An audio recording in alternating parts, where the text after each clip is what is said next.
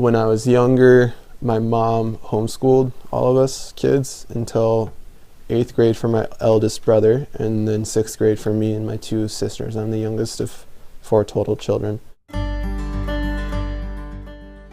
We all were 4.0 students in public school. All were the valedictorian of our high school. I was a 3-sport athlete. My brother, when I was growing up, was kind of like my idol. When I was a little kid, like my favorite things to do would be like to go out and run and catch football from him and stuff. I'm from McMinnville, Oregon, and I majored in humanities, honors in classical studies, and minored in philosophy and theology in college. So my goal since sophomore year of college was to find an occupation or a career that fits with the lifestyle that I want to have. And this fits with the lifestyle that I want to have. My experience of Cabrini really started last year, because Martin was a missionary last year, and Martin and I are really, really good friends. We lived together my junior year of college, his senior year of college. I would come over and we'd just hang out and play like card games or something. I got to interact with some of the students during that time, and I also just got to interact with like the staff and facilities people here, or that public safety. And one of the things that I really liked about this place was the intimacy. Everybody knew everybody. The people who worked here are really, really nice.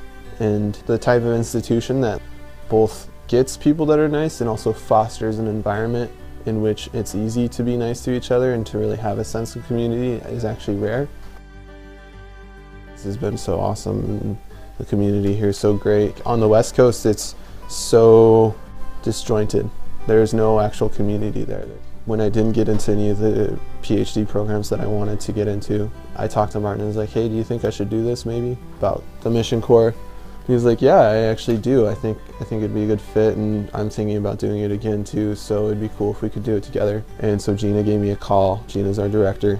And we talked, and the conversation was really good. Gina was like, oh, well, if you love it, like, I support that. And it was like the very first thing. Like my first experience with Gina was like, oh, well, if you don't want to do this, how can I help you?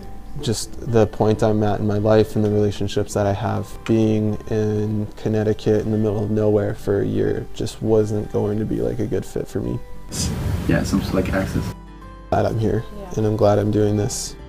And we're always doing something.